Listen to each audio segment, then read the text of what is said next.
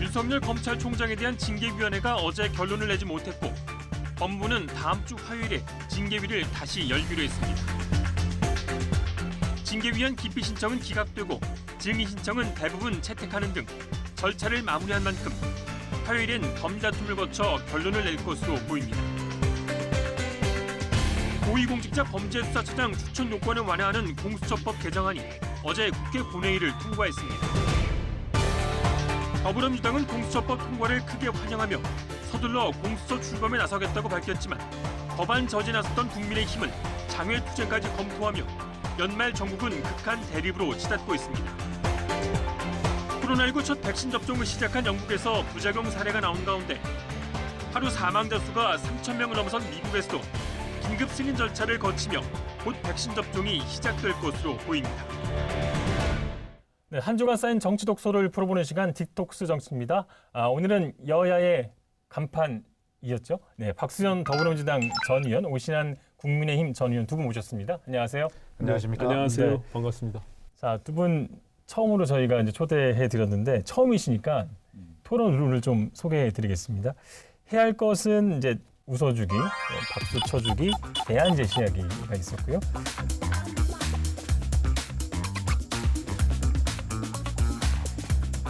연말 여야 정치권의 공방이 굉장히 이제 치열합니다. 그만큼 국민에 큰 영향을 끼치는 중요한 결정 사항이 많다는 얘기인데요.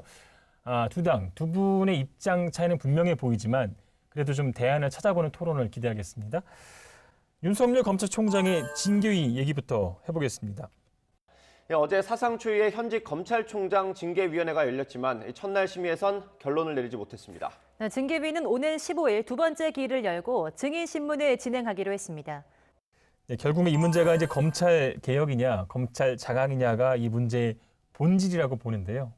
여야 심지어는 윤석열 총장까지도 검찰 개혁에는 찬성한다고 이야기를 했지 않습니까? 예. 여야 간에 이견이 있는 것은 뭐냐면 그 본질의 이견이 아니라 그 검찰 개혁에 다다르는 방법, 그 과정에 있어서 그 과정이 추미애 장관과 윤석열 총장의 어떤 막 감정 싸움하는 듯한 이런 피곤한 과정 때문에 지금 여야도 갈라져 있는 것이거든요. 예. 뭐 이제 검찰 개혁에 있어서는 뭐 일정 정도 동의하는 측면이 있는데 지금 박수현 위원장님 말씀처럼 다만 이제 검찰 개혁을 해석하는 그 의미가 바라보는 관점이 좀 다른 것 같아요. 그러니까 지금 이제 여권에서는 검찰 개혁을 해야 되는데 오히려 검찰의 막강한 권력과 기득권이 그것을 저항하고 있다 이런 식으로 해석을 하고 계신 거 아니겠습니까? 이제 그런 측면에서 보면 지금의 정권이 윤석열 총장이 검찰 개혁의 적임자라고 했다가 지금에 와서 걸림돌과 적폐로 되오는 그 과정들을 사실 국민들께 설득해낼 필요가 있다. 저는 이렇게 봅니다. 예. 아까 앵커께서 말씀하실 때 웃어주기, 박수 쳐주기, 대안 제시 했는데 박수부터 한번 쳐주세요. 제가 웃어드릴게요. 아니 근데 지금 민주당이 검찰을 장악하려고 한다는 또 그런 프레임이 또 있는 것 아니겠습니까? 그러면 단순하게 거꾸로 물어보면 아니, 검찰하고 잘 지내야죠. 그죠? 검찰을 내 편으로 만들고. 그런데 왜 검찰과 집권당이 왜 불편한 관계가 되는가? 불편한 관계를 만들고 검찰을 장악하려고 한다는 게 말이 되는 논리가 아니지 않습니까? 과정을 매끄럽게 잘했는가? 이런 부분에 있어서는 저희도 좀 돌아볼 부분이 있지만 그렇다고 해서 저희가 검찰을 장악하려고 한다라고 하는 것은 좀 섭섭한 프레임이다. 이 말씀을 드립니다.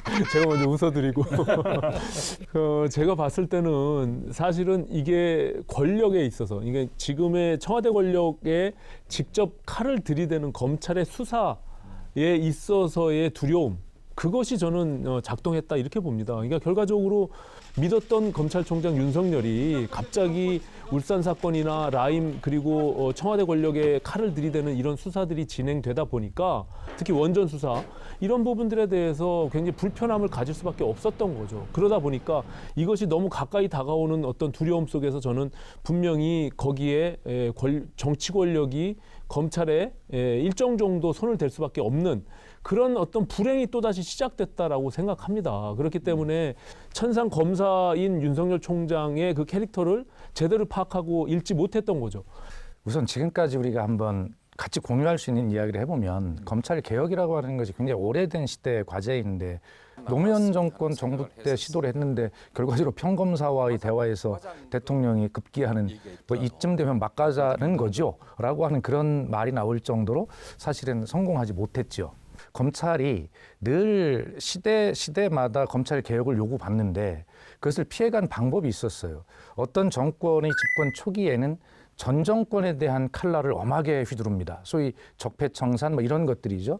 그리고 정권이 중간쯤에 오면 현 정권에 대한 사람들의 어떤 자료를 축적하기 시작하고 그리고 임기 말에 이제 그 정권에서 검찰 개혁을 이제 완수를 해야 될 시간이 얼마 없으니까 드라이브를 세게 걸 수밖에 없는데 그때 바로 정권이 중반부에 수집했던 이 정권 사람들에 관한 그런 수사 자료를 캐비넷에서 꺼내기 시작한다.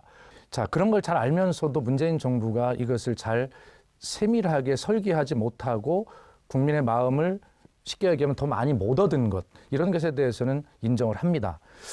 그래서 저희가 윤석열 총장 개인을 찍어내는 것이 아니다라고 말씀을 드리는 게 조직 문화와 수사 관행이라는 게 윤석열 개인을 찍어낸다고 해서 그게 개혁이 되겠습니까?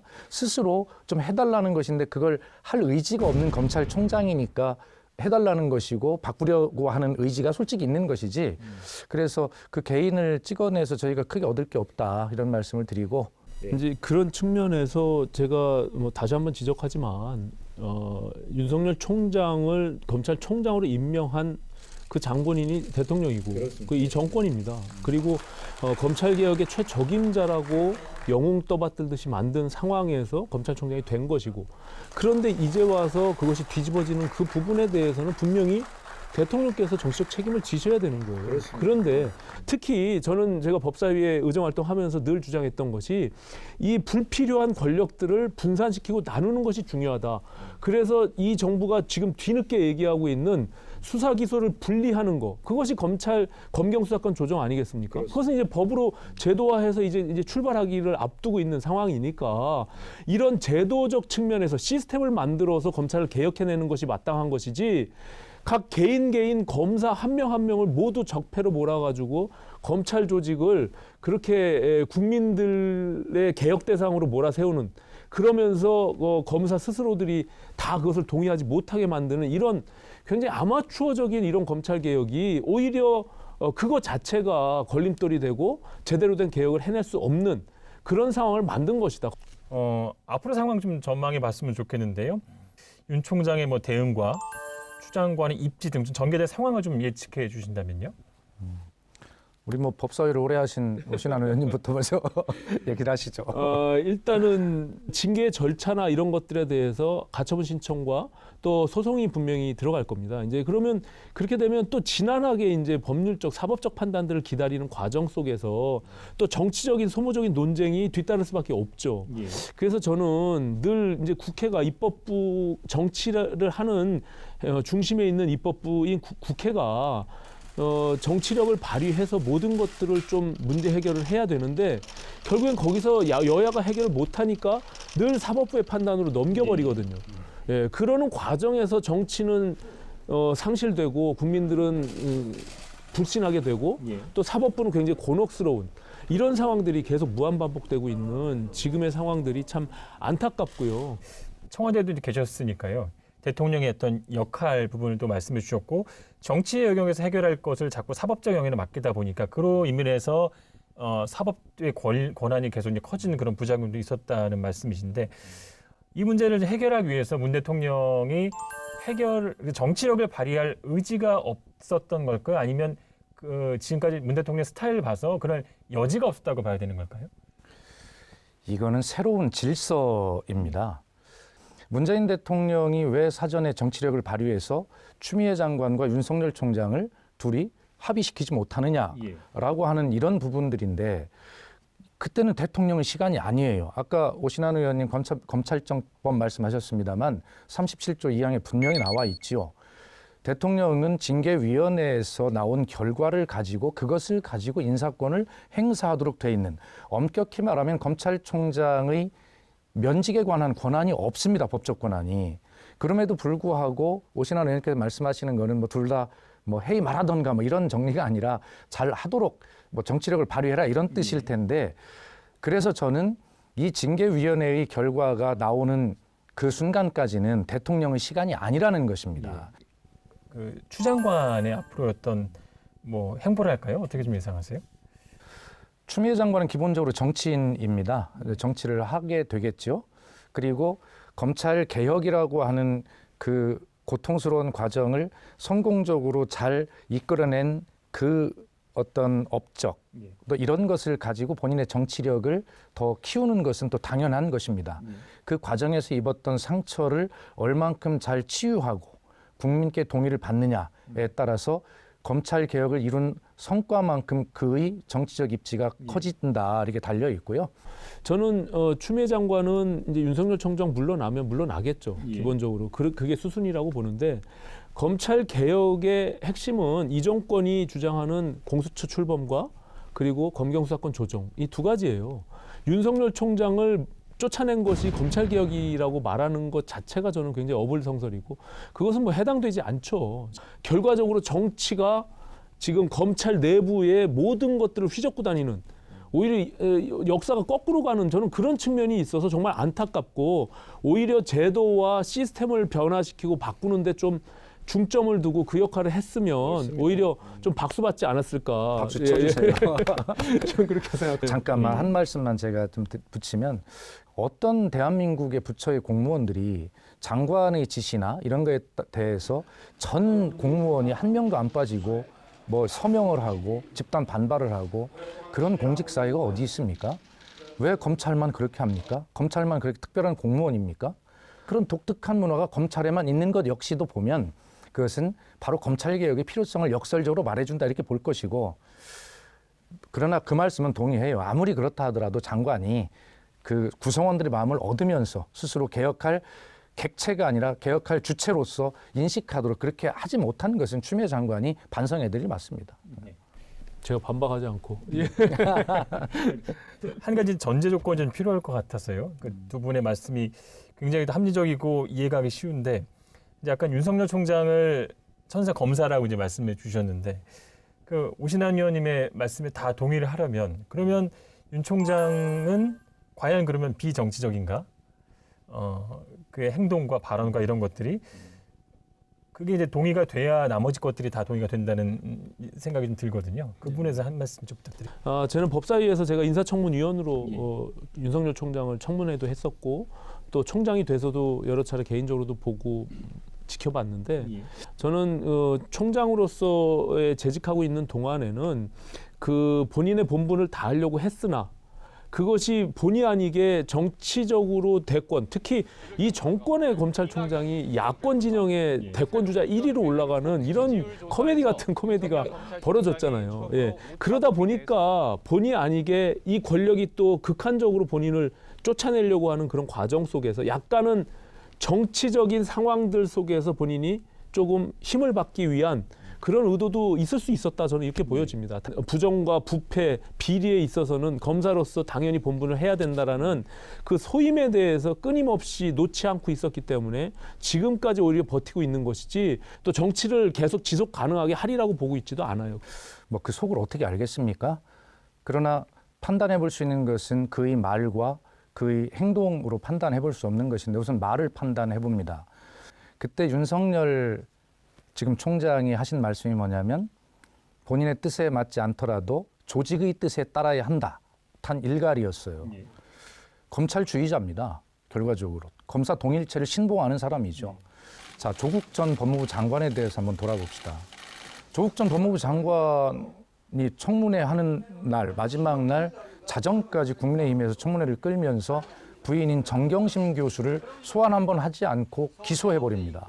이것은 청문회 중인 법무부 장관 후보자에 관한, 다시 말해서 대통령의 인사권에 중대한 영향을 미치는 일을 검찰총장이 한 거예요. 적어도 선배들이 읽어놨던 그 문전 옥답과 같은 이 검찰 조직의 이익, 이것을 내가 총장일 때 내 대에서 뺏길 수 없다라고 하는 검찰의 이익을 지키려고 하는 정치적 성향을 너무나 강하게 띠고 있다라고 저는 보고 있는 것입니다.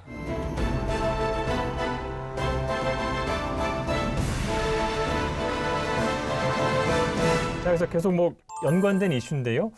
고위공직자 범죄수사처 공수처법 개정 얘기로 넘어가겠습니다. 더불어민주당이 추진해온 고위공직자 범죄수사처 공수처법 개정안이 국회 본회의를 통과했습니다.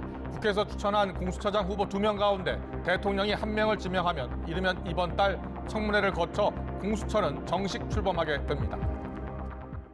자, 처리 과정에서 이제 여야가 강하게 충돌을 했습니다. 먼저 박 의원님, 이렇게까지 해야만 했던 당위성이랄까요? 사실은 공수처법이 7월 15일 날 이제 시행이 되면서 지금 한 50일 가까이 이제 위법 상태를 국회가 스스로 이제 범하고 있는 것인데, 공수처장 후보 추천위원회가 어렵게 구성이 되고 4번의 만남을 가졌을 때 저는 야당이 이거거든. 여당은 판사 출신이 했으면 좋겠다. 여당은 검사 출신이 했으면 좋겠다. 아니 그러면 야당이 판사 출신 하나를 추천해서 오케이 여당이 오케이 그 받을게. 그럼 나머지 1명은 여당 걸 받는 게 아니라 여당이 법원 행정처장이나 대한변호사협회 이런 데 추천한 인물로 2명을 해서 올리면 얼마나 좋은 해결책이 됐겠는가 이런 생각이 드는데, 이 부분에서 여당도 야당도 좀 아쉬움이 남아요. 이 공수처를 처음에 논의하고 시작할 때 사실상 민주당이요. 그 야당이 추천해라 공수처장을. 그런 이야기를 저한테까지 전달했었어요.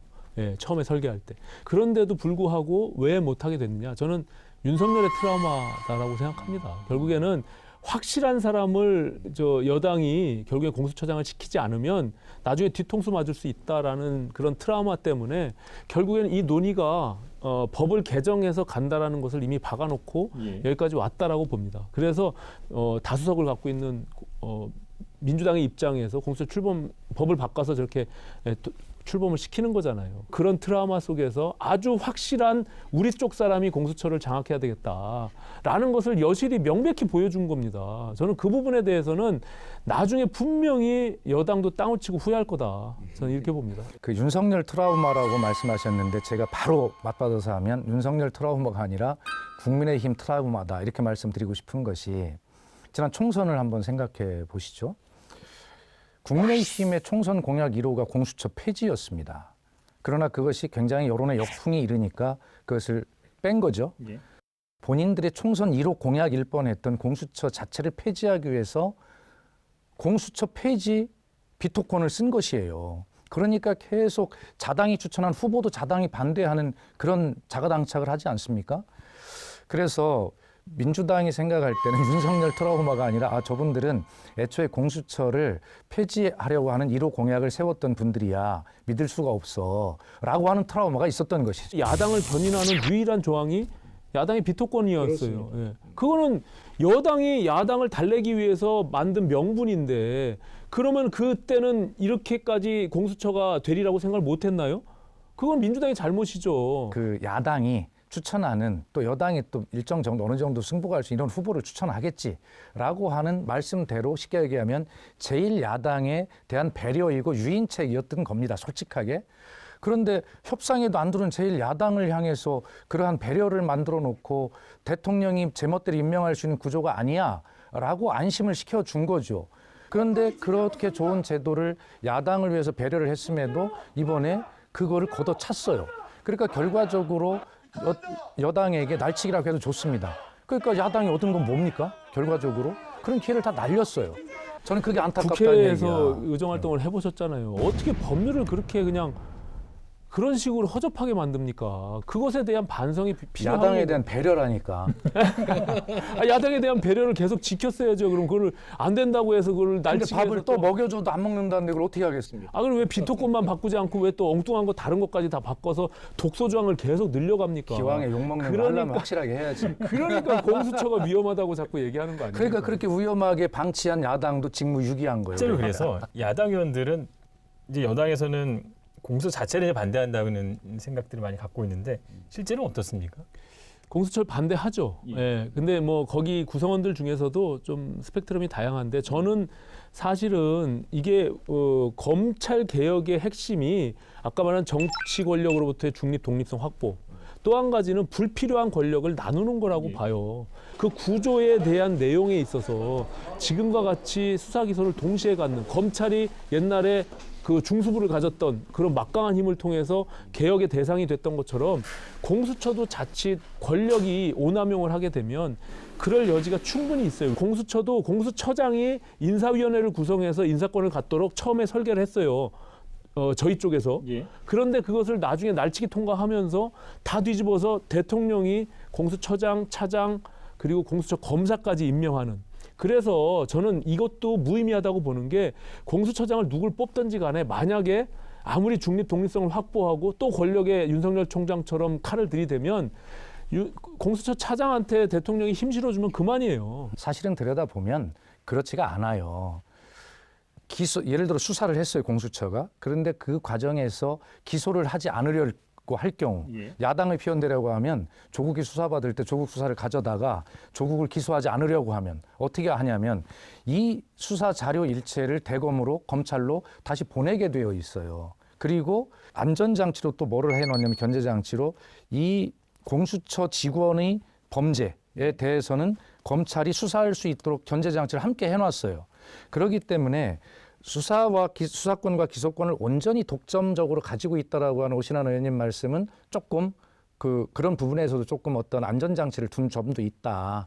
그래서 어쨌든 제도는 법으로 지금 시작이 된 거니까 어차피 이 정도 와서 좀 불편하긴 하지만 제도가 출범했어요. 그래서 운영하다 보면 문제가 생겨. 그러면 또 국민의힘에서 집권하고 또 그렇게 해서 또 서로 합의해서 또 바꿔나갈 걸 바꿔나가고 저도 지금의 공수처법이 완전 무결한 법이다라고 주장하지 않습니다. 결과적으로 저는 그 명분 싸움에서 무조건 밀어붙이면서 지지층에 대한 소구력으로 저는 이렇게까지 왔다. 그러면서 정치가 무너지고 망가졌다. 저는 그런 점에서 너무나 안타깝다는 말씀을 드리는 알겠습니다. 거예요. 자, 이 얘기도 좀 해보죠. 현재 그 두 당 대표의 리더십이 좀 변곡점을 맞고 있습니다. 이낙연 대표는 취임 이제 100일이 지났고요. 대선을 고려하면 임기 한 절반을 마친 셈이고 최근 좀 다음 대선 지지율 좀 떨어지고 있고 김종인 비대위원장은 그 전직 대통령 사과 발언으로 당에서 좀 비판을 좀 많이 받고 있는데 먼저 이제 각 당의 대표에게 좀 조언을 한마디씩 부탁드리겠습니다. 김종인 대표님이 가지고 있는 개인적인 퍼스널리티는 담백함입니다. 군더더기가 없죠. 욕심이 붙어 있지 않아요.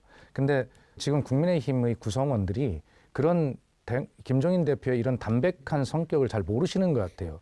그래서 거기에 어떤 군더더기가 있지 않냐라고 자꾸 의심하고 그걸 떼라고 자꾸 하는데 그게 이제 갈등의 요인이거든요. 그래서 좀 안타까운 것은 기왕에 비대위원장으로 모셨으면 오로지 당을 그분에게 딱 맡겨놓는 것. 그것이 아마 민주당의 지지율을 추월할 수 있는 기왕에 임기가 맡겼으니까 그런 방법을 해봐야 된다라고 저는 생각을 하고요. 보수와 진보의 정당이 두 바퀴가 비슷한 크기가 되어서 잘 해야 수레가 잘 굴러가는 건 복음의 이치이기 때문에 서로 경쟁적으로 잘 격려하면서 같은 크기의 바퀴가 됐으면 좋겠습니다.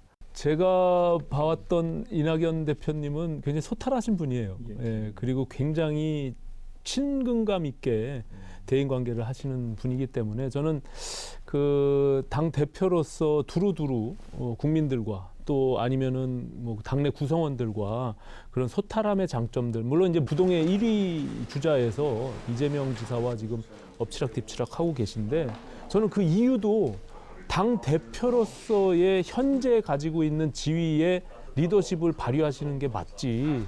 자꾸 이제 대권 주자와 혼재되어서 판단을 하시게 되면 결과적으로 두 마리 다 놓칠 가능성이 있다. 저는 그렇게 보여지거든요. 그렇기 때문에 이낙연 대표님께서 그런 어떤 과감하게 당대표로서 주어진 임기 동안은 그 역할을 잘 하시는 것이 오히려 대권 주자 1위로 다시 우뚝 솟아나는 그런 계기가 되지 않겠는가 저는 그렇게 봅니다. 예. 두 당 대표께서 저희 방송을 보시면 아마 큰 도움이 될 것 같다는 생각이 들고요. 오늘 두 분 토론도 굉장히 유익한 그런 시간이었습니다. 오늘 뭐 뜨거운 토론 굉장히 수고 많으셨고요.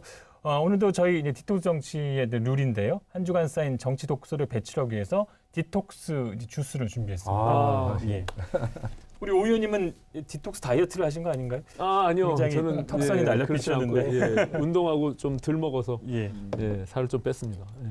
자, 같이 마시면서 마무리하겠습니다. 오늘 수고하셨습니다. 고맙습니다. 감사합니다. 정치가 좀 이래야 되는데. 네, 그러니까. 네.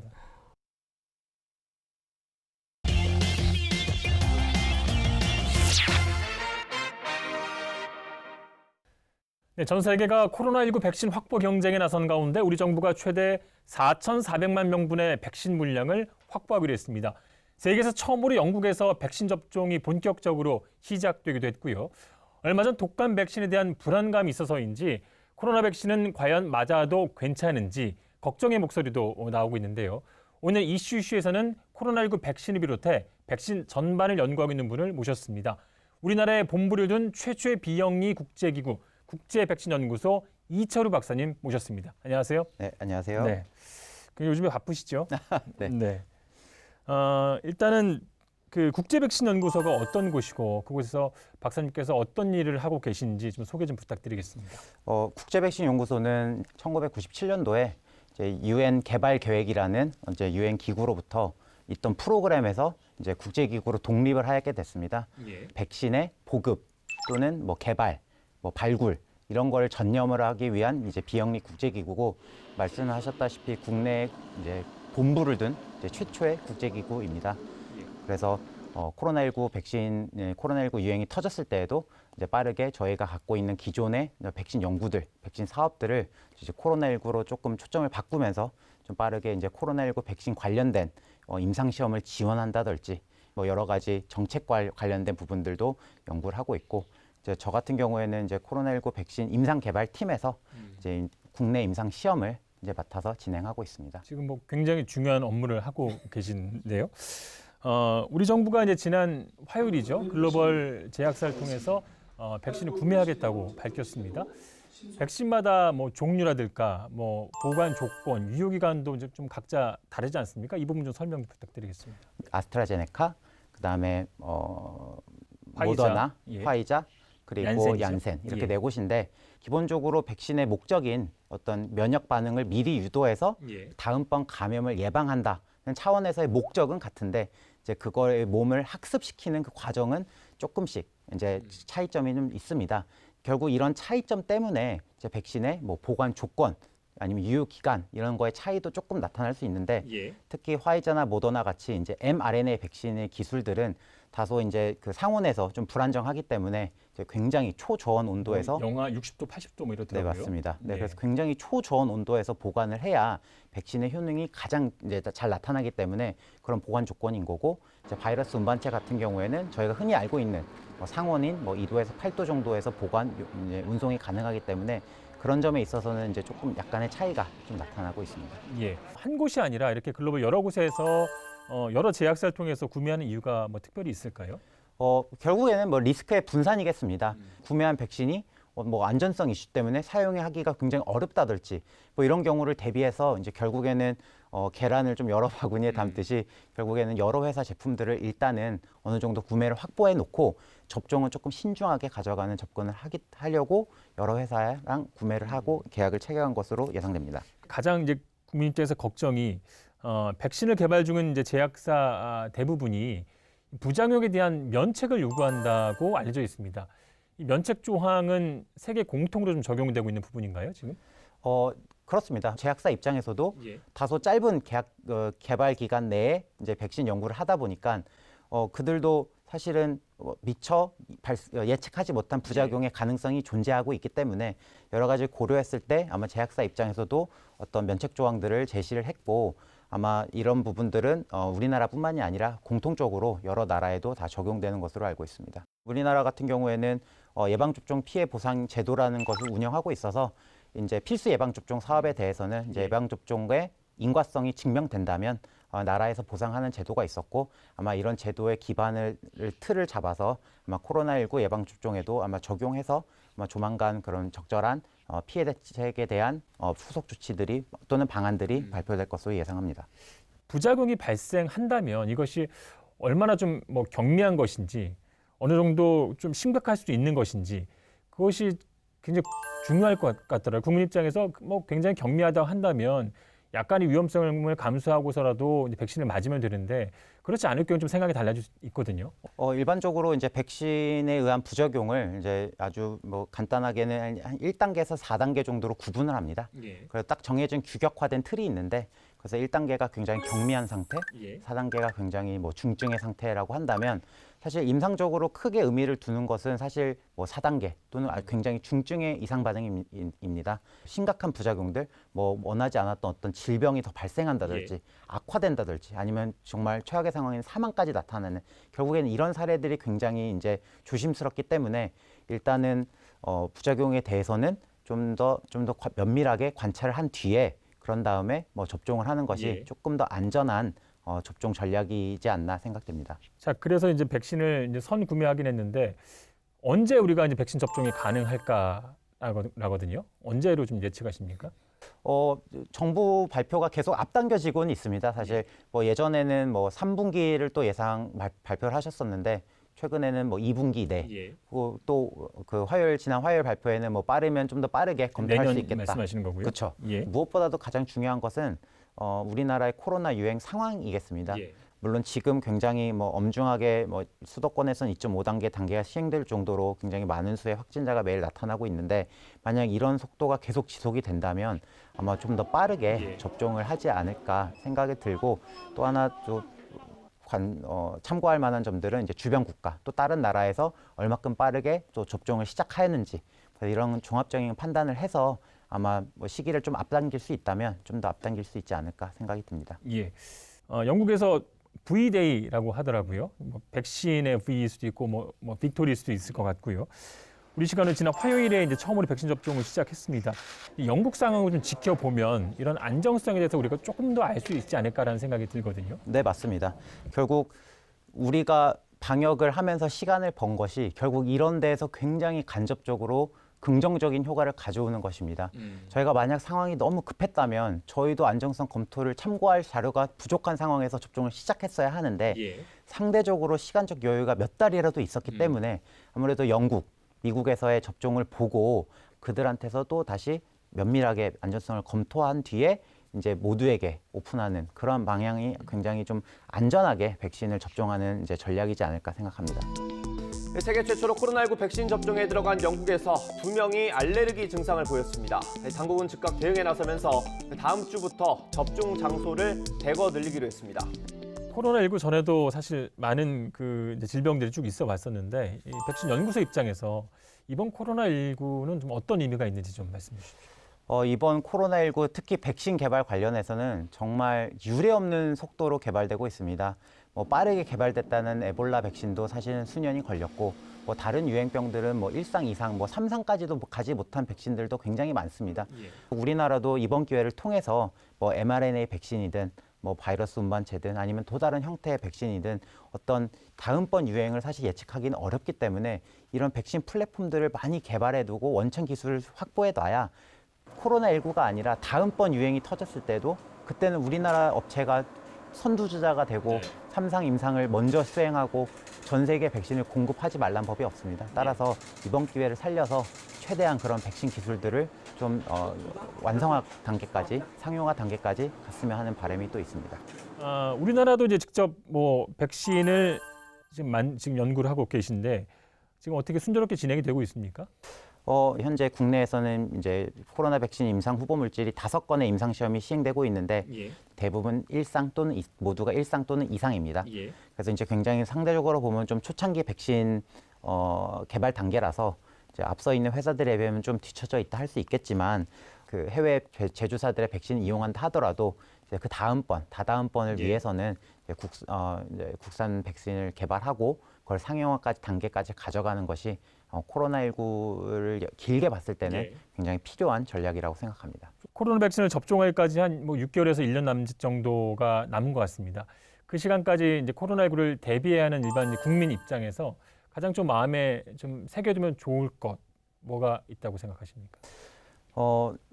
최근 뭐 백신 중간 결과 발표 굉장히 희망적이었고 백신 뭐 확보 이런 것들이 굉장히 국민들로서는 굉장히 이제 곧 코로나가 종식되겠구나를 이제 굉장히 암시하는 어떤 희망적인 단서들인데 결국 백신의 확보에서 끝나는 것이 아니라 이제 백신이 결국 내 팔에 접종이 되는 순간까지는 사실은 백신을 맞은 것은 아닙니다.